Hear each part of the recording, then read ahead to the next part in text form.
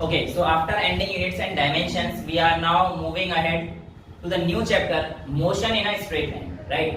बेटा इसको स्टार्ट करने से पहले आपको एक थोड़ा सा इंट्रो अगर मिले तो चैप्टर पूरा लगभग 9th का है। हाँ, थोड़े से कुछ जो 11th के कॉन्सेप्ट्स आएंगे वो शायद दूसरे लेक्चर के बाद आने शुरू होंगे, बट उससे पहले हमारे पास लगभग 9th वाली ही चीजें रहेंगी। बट यहाँ पर बेसिक्स आप लोगों के जो है थोड़े से बनाए जाएंगे, जिससे कि आप लोगों को चैप्टर को डील करने में थोड़ा आसानी हो जाए। Okay, starting with motion in straight line. Straight line मतलब बस एक डायरेक्शन में ऐसे चलते रहो, बस एक ही डायरेक्शन में, मुड़ने के इधर उधर कहीं नहीं जाना। ठीक है, तो जो आपका लक्ष्य है उसकी तरफ बिल्कुल एक आंख लगा के चलते जाओ। इधर उधर भटक गए, डिस्ट्रैक्शन हो गए तो लक्ष्य खत्म हो जाएगा। तो यही हमें जो है चैप्टर बताना चाह रहा है कि आपके पास स्ट्रेट लाइन मोशन यानी कि सिर्फ और सिर्फ 1D में है। किसमें है? 1D में।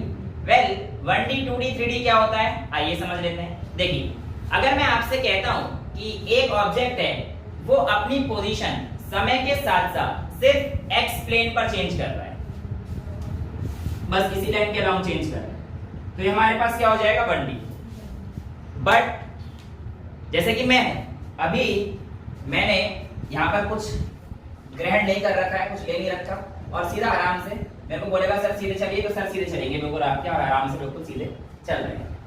ठीक है, लेकिन अभी यहाँ पर मेरे सामने 2 घूंट पिला दे, साथिया हो जाए, और कोई साथी मेरे को 2 घूंट पिला दे, और मेरे पास 2 टकीला शॉट लग जाए, उसके बाद मेरा मोशन कैसा होगा?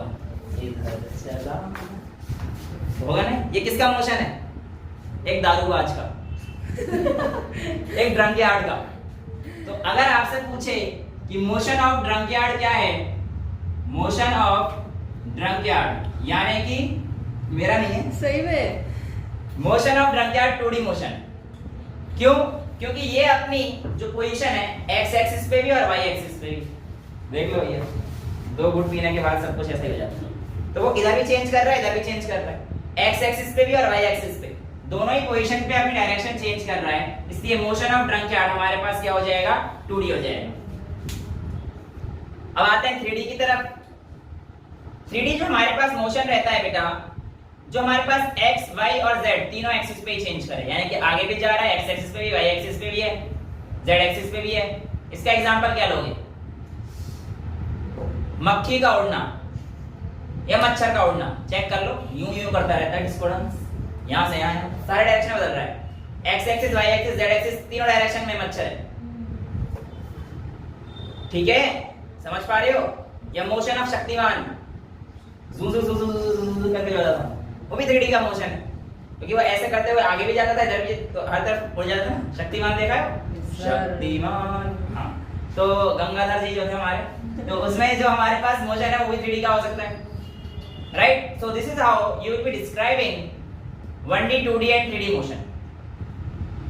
बट ये जितने भी मोशन के टॉपिक्स हैं, इसको पढ़ने से पहले हमारे पास कुछ छोटे छोटे फंडा हैं, उसको समझते हैं। 2 फंडा आपके पास आने वाले हैं। एक आने वाला है स्टैटिक्स। स्टैटिक्स मतलब जब आप किसी भी चीज की स्टडी करते हो और वो ऑब्जेक्ट या वो चीज रेस्ट पर है, वो आपके पास स्टैटिक्स में आएगा। दूसरी ब्रांच है काइनेमेटिक्स।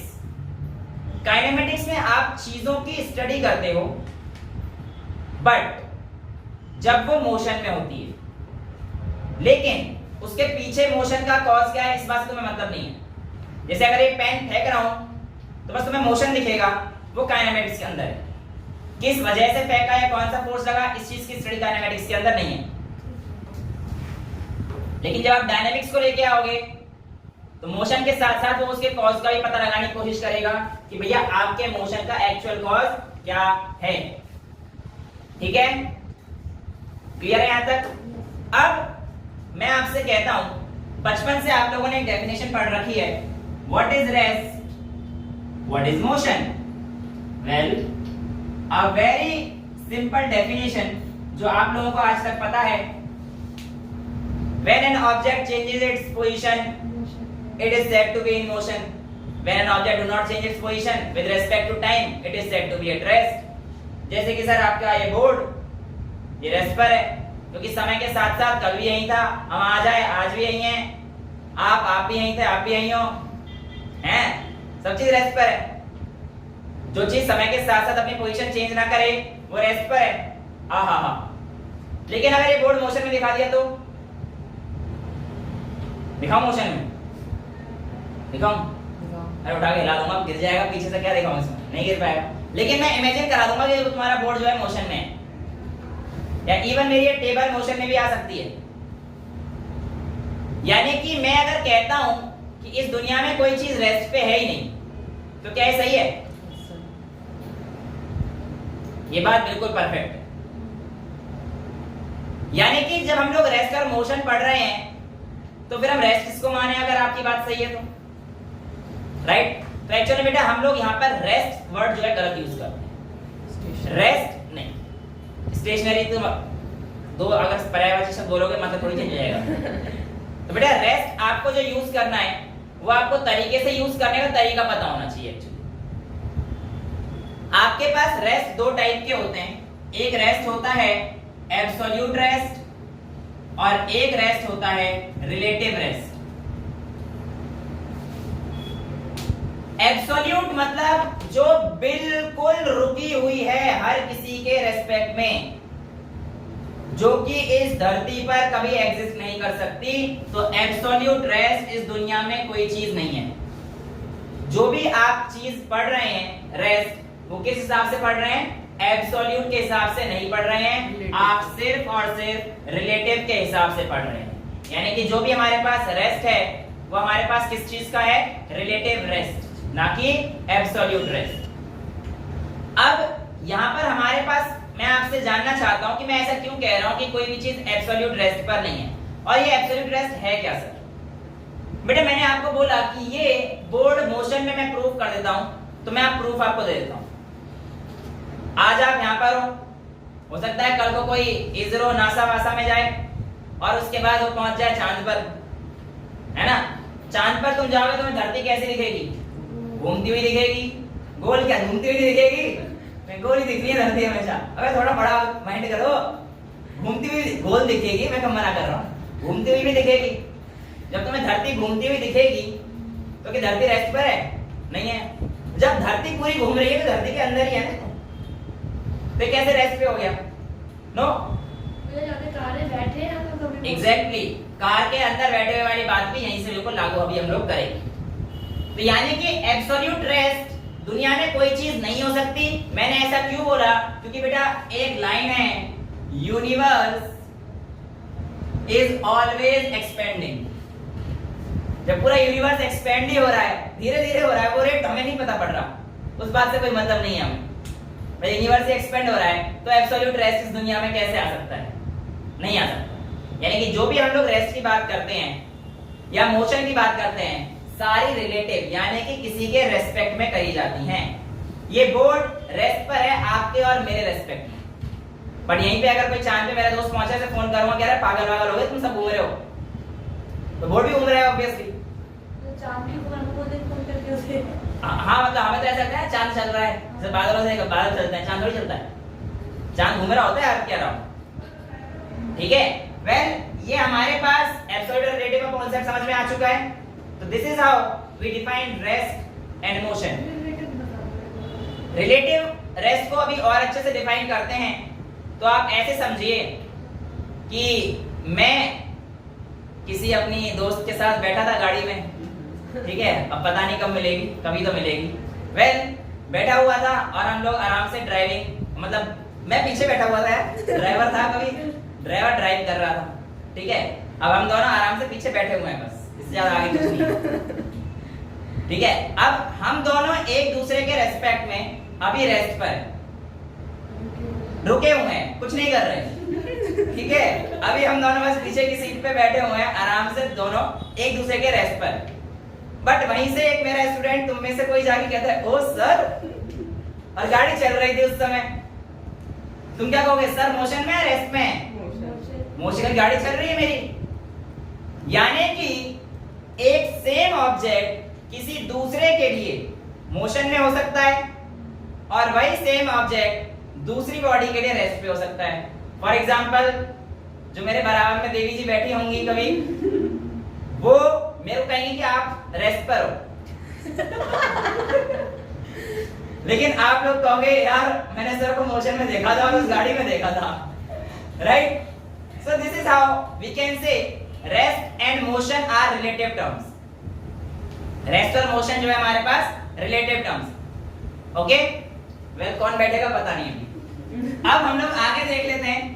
यहाँ पर एक चीज जो मैं आपको बताना चाहूंगा बेटा, एक्चुअल में कोई भी ऑब्जेक्ट एक के लिए रेस्ट और एक के लिए मोशन में क्यों है, इस बात का पता पड़ता है हमें फ्रेम ऑफ रेफरेंस। इससे पता पड़ता है बेटा फ्रेम ऑफ रेफरेंस, यानी कि किस नजरिए से आप मेरे को देख रहे हैं।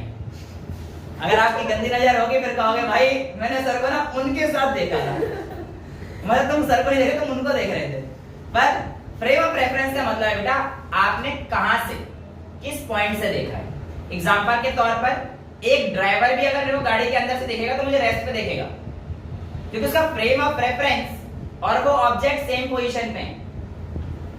बट एक बाहर के ऑब्जेक्ट का फ्रेम ऑफ रेफरेंस अलग हो गया है। तो रेस्ट और मोशन को डिफाइन करने के लिए हमें क्या चाहिए होता है, एक फ्रेम ऑफ रेफरेंस, जिसके बिना आप किसी भी बॉडी का रेस्ट या मोशन डिफाइन नहीं कर सकते, because the same body can act as rest as well as in motion, right? अब यहाँ पर हमारे पास एक नया कॉन्सेप्ट और आता है जिसका नाम है पॉइंट ऑब्जेक्ट। क्या है बेटा हमारे पास?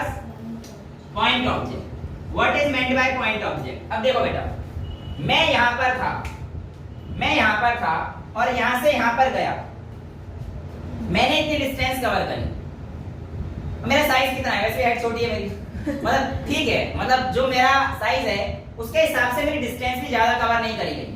तो इस केस में मैं पॉइंट ऑब्जेक्ट अपने आप को नहीं मान सकता। बट मैं यहाँ पे हूँ, अभी बताते हैं, वही तो बता रहा हूँ बेटा।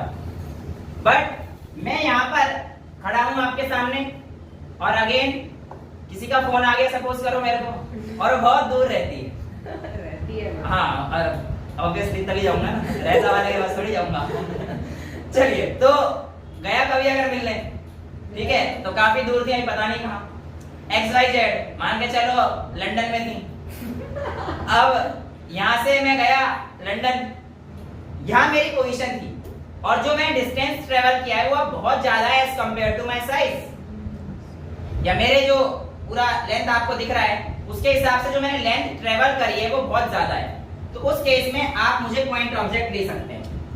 यानी कि जब आपकी डिस्टेंस बहुत ज्यादा होती है comparable to the size of object, then you may treat that object as point object, right?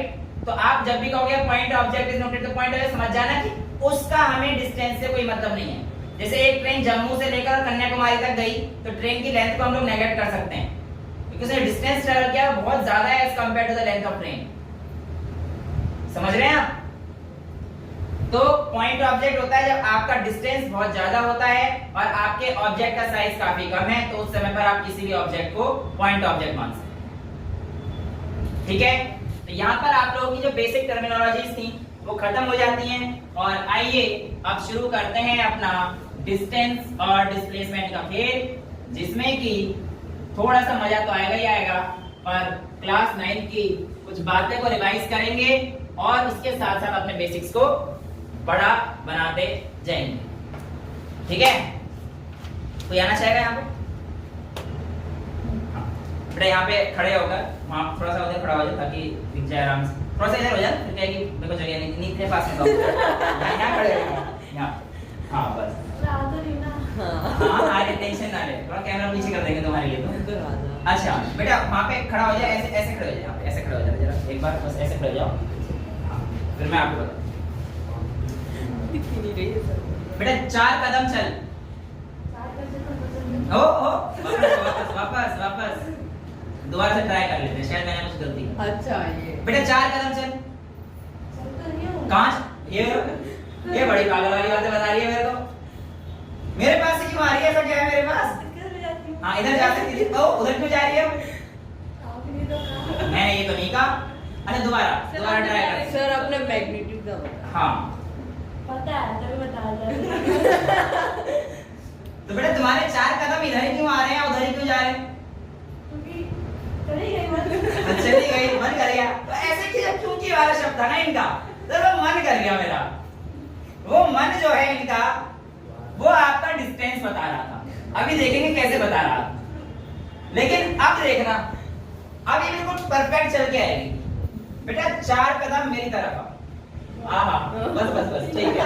3 तो यहाँ भी, 4 ही आने हैं। अच्छा ठीक है। अब इसको पता पड़ा कि सर की डायरेक्शन में जब सर को बुलाया, मतलब सर की डायरेक्शन की तरफ बुलाया, तब ये बिल्कुल परफेक्ट नंबर लेके। लेकिन जब मैंने इसे बोला 4 कदम, तब पता नहीं कहाँ जाना था। थैंक यू बेटा। वेल, एक बार अगर मैं ध्यान से आपको बताऊं कि जब मैंने कहा 4 कदम, तो यहां से मैं 4 कदम इधर भी चल सकता हूं, इधर भी चल सकता हूं, इधर भी चल सकता हूं, इधर भी चल सकता हूं, यानी कि 360 डिग्री में मैं कहीं पे भी 4 कदम चल सकता हूं। चल सकता हूं। जब तक आपको एक डायरेक्शन नहीं दी जाती है, तब तक आप किसी भी डायरेक्शन में जाने के लिए बाध्य नहीं। आप कहीं भी जा सकते हो, आपका मन। और वो मन क्या बताता है? आपका डिस्टेंस, यानी कि ऐसी क्वांटिटी जिसमें सिर्फ और सिर्फ मैग्नीट्यूड रही होगी बट डायरेक्शन नहीं रहा होगा। बट अगर मैं बात करता हूं डिस्प्लेसमेंट की, तो मैंने कहा 4 कदम आगे, 4 कदम पीछे, 4 कदम मेरी तरफ, 4 कदम उसकी तरफ, एक्स वाई जेड जो भी है। डायरेक्शन के साथ साथ अगर मैग्नीट्यूड आ जाता है, तो ऐसी क्वांटिटी हमारे पास डिस्प्लेसमेंट में आएंगी। बट बेटा इन क्वांटिटीज का नाम पहले हम लोग समझ लेते हैं क्या होता है, फिर डिस्टेंस और डिस्प्लेसमेंट के बारे में एक दो क्वेश्चंस करते हैं। जहां पर सिर्फ मैग्नीट्यूड होगा, वहां पर आप लोगों को स्केलर क्वांटिटीज बोली जाएंगी। जैसे कि डिस्टेंस 4 मीटर, 10 मीटर, ये सब सिर्फ मैग्नीट्यूड है, एक न्यूमेरिकल वैल्यू है बस। तो ये हमारे पास क्या बता रही है? Scalar quantities. बट जहां पर मैग्नीट्यूड के साथ डायरेक्शन होने वाला है, वो हमारी वेक्टर क्वांटिटीज बता रही है। Example displacement. याद रखिएगा, जो आपकी स्केलर क्वांटिटीज हैं और वेक्टर क्वांटिटीज हैं, इनमें मेन फर्क तो डायरेक्शन का रहता है। स्केलर वेक्टर के बराबर हो सकती है in terms of magnitude, vector से छोटी कभी नहीं हो सकती। स्केलर क्वांटिटीज कभी भी नेगेटिव में नहीं जा सकती, बट वेक्टर क्वांटिटीज नेगेटिव में जा सकती। एग्जांपल के तौर पर अगर एक आदमी इस A पॉइंट से और इस B पॉइंट तक जाता है और वापस से यहां पर C पॉइंट पे आ जाता है, और अगर A से C की डिस्टेंस 5 है और A से B की डिस्टेंस 20 है, तो आप बताइए कि आपके पास डिस्टेंस और डिस्प्लेसमेंट कितना होगा? पहले A से B पर गया है और फिर B से C पर गया है, तो आपको बताना है पूरा लास्ट में C तक पहुंचने पर डिस्प्लेसमेंट कितना है और डिस्टेंस कितना है। डिस्टेंस 45। हाँ बेटा, डिस्टेंस तो ठीक है 45 है, और डिस्प्लेसमेंट कितना हो जाएगा? 5। ठीक है बेटा, तो ये आंसर गलत हो जाएगा। जी हाँ, क्यों? क्योंकि बेटा यहां से इस तरफ सारा पॉजिटिव माना जाता है और इसके रेफरेंस से इस तरफ सारा नेगेटिव माना जाएगा। तो जो हमारे पास ये नेगेटिव वाला पॉइंट है, अगर आप इसमें डिस्प्लेसमेंट बताएंगे तो बेटा ये -5 मीटर आएगा, ना कि 5। तो इस चीज का बिल्कुल ध्यान रखना कि आप लोग डिस्टेंस और डिस्प्लेसमेंट को क्या ले रहे हैं। अगर आपने डायरेक्शन की गलती कर दी तो आपका आंसर 5 आ जाएगा और आपको मैं 0 नंबर दूंगा, क्योंकि यहाँ पे साइन का बहुत बड़ा रोल है। राइट? ये तो छोटे मोटे 9th क्लास के क्वेश्चन थे, एक आध और दे देते हैं ऐसे जो आपने 9th क्लास में करे होंगे, कि एक ऑब्जेक्ट आपके पास सर्कुलर पाथ पर घूम रहा है जिसका रेडियस 7 सेंटीमीटर दे देते हैं चलिए, और मैं कह रहा हूं कि पार्टिकल यूनिफॉर्मली घूम रहा है, यानी कि equal distance equal interval of time में कवर कर रहा है। यूनिफॉर्म का मतलब यही होता है। और वो यहां से शुरू कर 20 सेकंड में एक चक्कर पूरा कर देता है, 20 सेकंड में एक रिवॉल्यूशन लगा देता है इसका। राइट? आपको बताना है after 5 second, after 10 second, after 15 second, after 40 second distance और डिस्प्लेसमेंट कितना होगा। इन सभी समय पर आपको डिस्टेंस और डिस्प्लेसमेंट बताना है। क्वेश्चन मैंने आप लोगों के सामने कर दिया। बेटे जिन्होंने नहीं कराया वो यहाँ पर देखे, जिन्होंने कर लिया बहुत अच्छी बात है। मैंने बोला था यूनिफॉर्म में 20 सेकंड को 4 भाग में डिवाइड कर दूं तो 5 सेकंड यहाँ पर रहेगा, 5 सेकंड यहाँ पर रहेगा, 5 सेकंड यहाँ पर रहेगा और 20 सेकंड में यहाँ पर पहुंच जाएगा। यहाँ तक हमें क्वेश्चन नहीं दे दिया था यूनिफॉर्म में। अब हम लोगों से कहा गया कि पहले 5 सेकंड में अगर मैं इसको देखता हूं तो बेटा ये सर्कल का 1/4 हिस्सा है।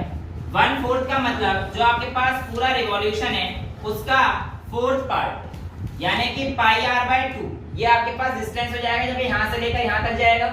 तो पाई यानी कि 22/7 इनटू r आपको 7 दे रखा था अपॉन में 2, 7 से 7 गया 11 सेंटीमीटर आपके पास 5 सेकंड में डिस्टेंस आ जाएगा। डिस्प्लेसमेंट कैसे निकालेंगे बेटा? शॉर्टेस्ट पाथ होता है हमेशा between initial and final position. Displacement is the shortest path between initial and final. तो इसके बीच का जो शॉर्टेस्ट पाथ है बेटा वो ये है। तो अगर आप ये डिस्टेंस निकालोगे तो ये भी 7 हो जाएगी बेटा। पाइथागोरस थ्योरम आप लगा देंगे तो यहाँ पे पास क्या आ जाएगा आपके पास ये डिस्टेंस 7√2। ठीक है। अब आपसे पूछा गया 10 सेकंड के बाद उसका डिस्टेंस और डिस्प्लेसमेंट कितना होगा। 10 सेकंड बाद ऑब्जेक्ट यहाँ पे पहुंच चुका होगा।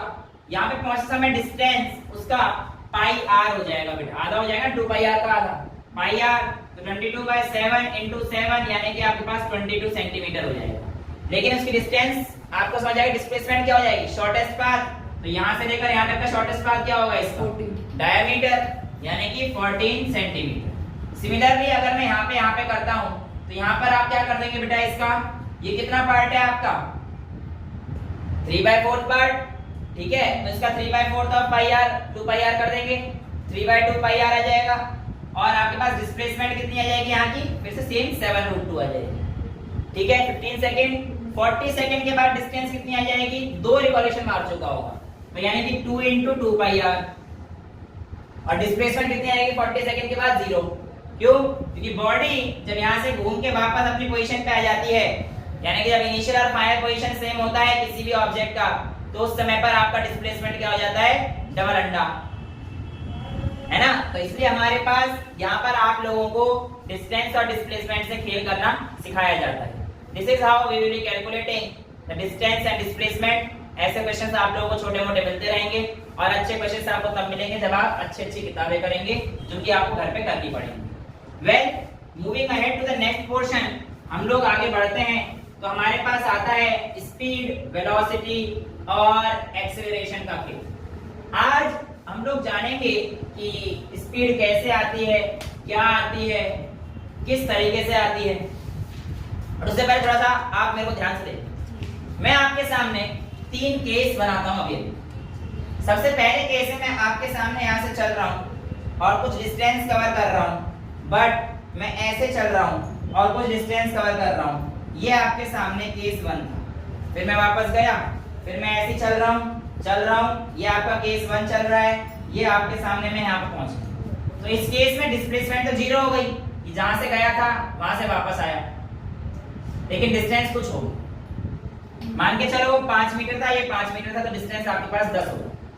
अच्छा दूसरा केस ले लेता हूँ, मैं यहाँ से गया ऐसे और फिर यहाँ से आया, तो अब भी कहानी तो वही है कि डिस्प्लेसमेंट तो 0 पर डिस्टेंस 10।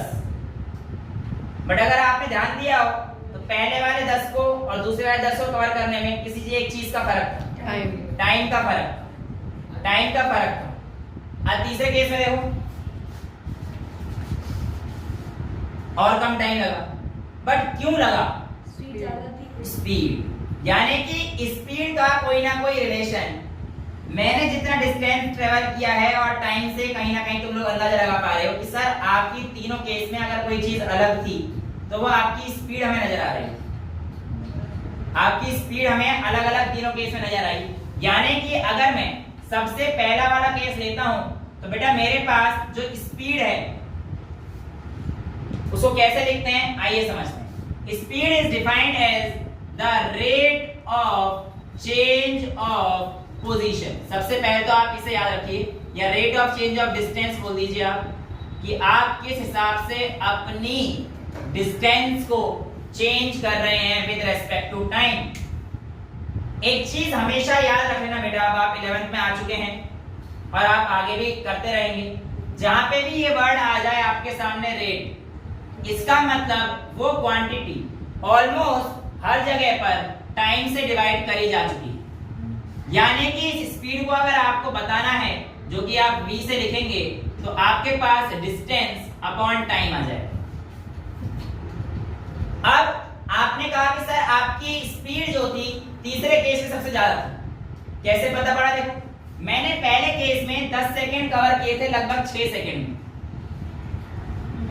दूसरे केस में मैं इसमें जो स्पीड आएगी वो कितनी आ जाएगी बेटा? 1 पॉइंट समथिंग।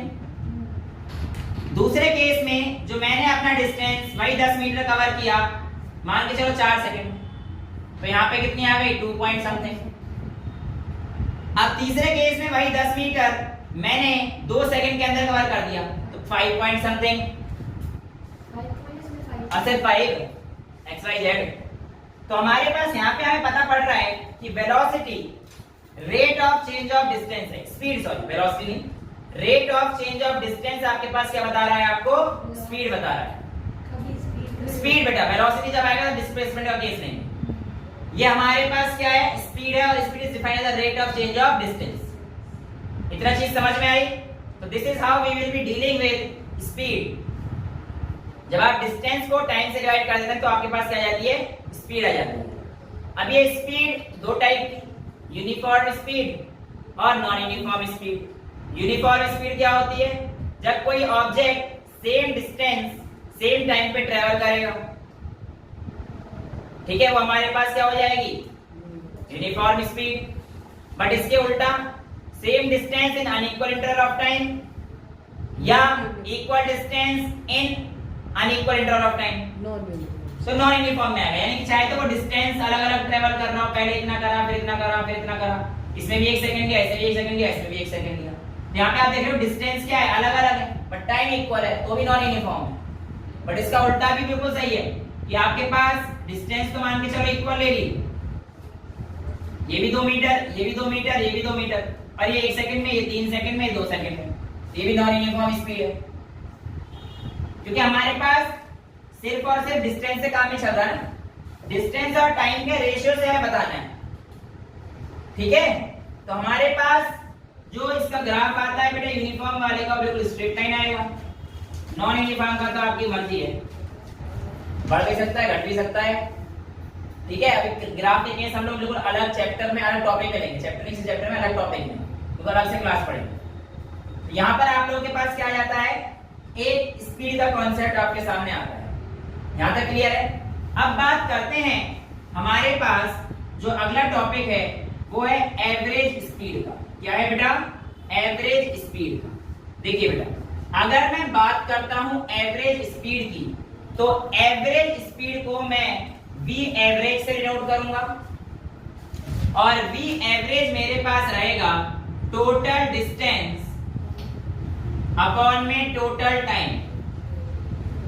ये मेरे पास एवरेज वेलोसिटी रहेगी, राइट। अब आप लोगों से इसके बेस पर थोड़े से ट्रिकी बना के क्वेश्चन दे देता है, जिसमें आपको टाइम नहीं दे रखा होता है ना। वो कह देगा कि एक बंदा था भानु, उसने एक डिस्टेंस कवर करी, मान के चलो 50 मीटर। 50 मीटर तक जाता है वो 30 मीटर पर सेकंड की स्पीड से, और हालांकि इतनी जल्दी चल नहीं सकता, बट लेट्स से कोई भी XYZ। दूसरे केस में कहता है वो 40 मीटर जाता है, और वो जाता है 20 मीटर पर सेकंड के हिसाब से। तो आपको बताना है कि उसका एवरेज स्पीड कितना है। तो बेटा ऐसे क्वेश्चन में आप लोग क्या करेंगे कि आपको ये टाइम की वैल्यू को चेंज करना पड़ेगा, यानी कि जो आपके पास वैल्यू दे रखी है इससे आपको टाइम निकालना पड़ेगा। टोटल डिस्टेंस तो आपको पता है, एक बार 50 है, एक बार 40 है, अपॉन टोटल टाइम। अब आपके पास टाइम तो है नहीं, पर आपको फॉर्मूला पता है, speed is equal to distance upon time होता है। तो टाइम इज इक्वल टू क्या हो जाएगा? Distance upon speed. डिस्टेंस पहले में कितनी थी? 50/30 हो जाएगी पहले केस में, और दूसरे केस में कितनी हो जाएगी बेटा हमारे पास 40/20 हो जाएगी, यानी कि हमारे पास 5/3 प्लस 2। इसको आप सॉल्व कर देंगे, आपके पास आपकी एवरेज स्पीड आ जाएगी। ठीक है, ये एक केस हुआ जो आप लोगों को 9th क्लास में बता दिया जाता है। अब हम लोग एक छोटे से इसमें जो चेंजेस होते हैं उसको देख लेते हैं और उसके बाद हमारे पास केसेस बना लेते हैं। देखो बेटा, मैं कहता हूं कि अगर कोई भी ऑब्जेक्ट इस हिसाब से अगर S1, S2 और पता नहीं कहां तक Sn मतलब कहीं तक भी जा सकता है, ठीक है, ये डिस्टेंस ट्रेवल कर रहा है, तो उसका एवरेज आप निकालेंगे। अगर आपको टाइम नहीं दे रखा है तो आप क्या कर देंगे, उसके स्पीड को वेलोसिटी से डिवाइड कर, उसके डिस्टेंस को वेलोसिटी से डिवाइड कर देंगे। तो यहाँ पे S1/v1 plus S2/v2 plus Sn/vn, यही तो आपने किया अभी एवरेज, राइट? अभी आप लोगों ने यही तो किया कि S/v हमने करते गए और हम लोग आगे बढ़ते गए। लेकिन अब हम लोग अपने कॉन्सेप्ट को अगर ये कहते हैं कि अगर ऑब्जेक्ट का S1 और S2 बराबर दे रखा है, यानी कि हमारे पास जो डिस्टेंस है वो कहता है कि भाई पहला ऑब्जेक्ट यहाँ से यहाँ पे गए 50 मीटर है, ये यहाँ से यहाँ पर गए 50 मीटर है, ये भी 50 मीटर गया, ये भी 50 मीटर गया। इस दौरान इसकी स्पीड थी 40, इस दौरान इसकी स्पीड थी 60। तो बताओ एवरेज कितनी आएगी बेटा? तो आपको 50 नजर आ रही होगी साफ साफ, ये तो इक्वल है ना, तो 60 प्लस 40/2 कर लेंगे, पर ये गलत है। यहीं से ही आपको एवरेज निकालना पड़ेगा। बट जब इक्वल डिस्टेंस दे रखे होते हैं तो हमारे पास एक जनरलाइज्ड फॉर्मूला आ जाता है। आइए उस फॉर्मूले को देखते हैं। देखो बेटा, सिर्फ दो डिस्टेंस दे रखी हैं, तो मैं S1 और S2 लिख सकता हूं यहाँ पे। तो S1 plus S2, V average निकालना है मेरे को। S1 plus S2 upon S1/v1 plus S2/v2। यहाँ पर जो डिफरेंस है वो सिर्फ वेलोसिटी में है, ना कि मेरे पास डिस्टेंस, यानी कि S और S बराबर है, तो मैं दोनों को S लिख सकता हूँ। S plus S upon S/v1 plus S/v2। S plus S हमारे पास 2S हो जाएगा। यहाँ पर S अगर मैं कॉमन ले लेता हूँ तो 1 अपॉन v1 प्लस v2 हो जाएगा। S कॉमन ले लिया, 1 अपॉन v1 प्लस v2 हो चुका है। इसके बाद मैं यहाँ पे सॉल्व कर रहा हूँ बेटा, तो मेरे पास आ जाएगा 2S अपॉन में LCM अगर मैं ले लेता हूँ बेटा, तो हमारे पास S बाहर आ जाएगा v2 प्लस v1 और अपॉन में v1 v2 है, इसको मैं इनटू ऊपर पहुंचा दूंगा, तो v1 इंटू v2 पहुंच जाएगा, S से S कट जाएगा, तो आपके पास जो एवरेज का फॉर्मूला निकल के आता है v1 प्लस v2, ये तभी पॉसिबल है जब आपके पास ऑब्जेक्ट इक्वल डिस्टेंस कवर कर रहा हो दो बॉडी के लिए। तो V average is equals to 2v1 v2 upon v1 plus v2 आ जाता है। ये आप लोगों को अब समझ आ गया होगा। अगर आपके पास ऐसे ही दूसरे केस में बोल देता है कि आपके पास ऑब्जेक्ट ने यहाँ पर ऐसे पहले टाइम t1 में v1 वेलोसिटी से गया, फिर टाइम t2 में v2 वेलोसिटी से गया, फिर टाइम t3 में v3 वेलोसिटी से गया, ऐसे चलता गया, तो आप मेरी एक बात मानिए, speed is equals to distance upon time. तो डिस्टेंस को अगर आप लिख सकते हैं तो आप स्पीड और टाइम भी लिख सकते हैं। यानी कि यहाँ पर अगर मैं टोटल डिस्टेंस देखूंगा तो v1 into t1 plus v2 into t2 dot dot dot vn into tn upon में टोटल टाइम।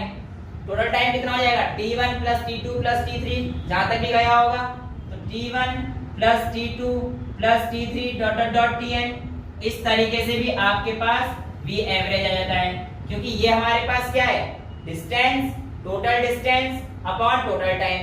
अब इसमें भी अगर आपसे कह दे कि टाइम इक्वल था, यानी कि t1 इक्वल टू t2 या इक्वल टू t3, मतलब सारे टाइम जो है किसके बराबर है? इक्वल है, एक बराबर है। जब आपको सारे टाइम क्या दे दिए जाएं? इक्वल दे दिए जाएं, तो उस केस में हम लोग क्या करते हैं बेटा? तो आप ध्यान से देखो ना, ये तो v1t plus v2t plus v3t, t3 सब में कॉमन आ जाएगा, तो मैं ऐसे लिख दूं v1 plus v2 plus v3 dot dot dot, जहां तक भी आपको लिखना है vn इंटू t अपॉन में, देखो टाइम सब कॉमन है, t plus t plus t plus t plus t, पता नहीं कितने t कर रहे हो। आपके पास जब ऐसी कंडीशन आती है तो उसे nt कहते हैं। n टाइम्स है ना, मान के चलो भैया अगर मैं t प्लस टी 10 बार लिखूंगा तो कितना आ जाएगा 10t। तो यहाँ पे n की वैल्यू 10 है ना, तो ये nt हो जाएगा। तो t से t कट जाएगा, t से t कट जाएगा, और यहाँ पे हमारे पास v एवरेज कितना आ जाएगा बेटा, v1 plus v2 plus v3 dot dot dot vn by n। ये वाला जो आप लोगों ने अपना अभी अरिथमेटिक मीन वगैरह निकाला था वो ये था, यानी कि वैल्यू आई तो सही, बट उसके लिए कंडीशन रिक्वायर्ड है कि आपके पास जो टाइम है वो क्या होना चाहिए, इक्वल होना चाहिए। अगर टाइम इंटरवल आपको इक्वल नहीं दे रखा है तो आप ऐसे कोई भी फॉर्मूला उठाकर नहीं लगा सकते। आपको ये देखना जरूरी है कि आपके द्वारा दिए गए क्वेश्चन में आपको डिस्टेंस इक्वल दे रखा है या फिर टाइम इंटरवल इक्वल दे रखा है। अच्छा, यहाँ पर ऐसे मीन को आप लोगों ने क्लास 10th में भी पढ़ के आ रखे होंगे एपी वगैरह के चैप्टर में। ऐसे मीन को बेटा हम लोग एरिथमेटिक मीन कहते हैं। क्या कहते हैं, एरिथमेटिक मीन। यानी कि अगर हमारे पास टाइम इंटरवल इक्वल दे रखा होता है तो हमारे पास कौन सा मीन आता है, अरिथमेटिक मीन। और जो हमारे पास दूसरा आया था 2v1 v2 v1 plus v2 वाला, ऐसे केस में हमारे पास 3 हो जाएगा तो क्या होगा रिजल्ट आप देखना, ठीक है। 3 times v1 v2 v3 upon v1 v2 plus v2 v3 plus v3 v1 हो जाएगा। ऐसे मीन को बेटा हम लोग बोलते हैं हार्मोनिक मीन। सो ये आप लोगों के पास स्पीड, एवरेज स्पीड निकालने का तरीका होता है। अब यहां तक तो आपके पास ये नॉर्मल एवरेज स्पीड ठीक है, कोई दिक्कत नहीं है, बट आपसे पूछेगा इंस्टेंटेनियस स्पीड। ऐसे समझो कि एक साइकिल का टायर घूम रहा था या एक मोटरसाइकिल का टायर घूम रहा था, ठीक है। अब जब वो टायर घूम रहा था, मान के चलो 20 किलोमीटर पर आवर की स्पीड से घूम रहा था, जो भी घूम रहा था, ठीक है। मैं कहता हूं तो वही टायर जब घूमेगा तो ऐसे घूमता हुआ जमीन पे ही आएगा, तभी तो भाई टायर घूम रहा है, तभी तो डिस्टेंस बढ़ पा रही है।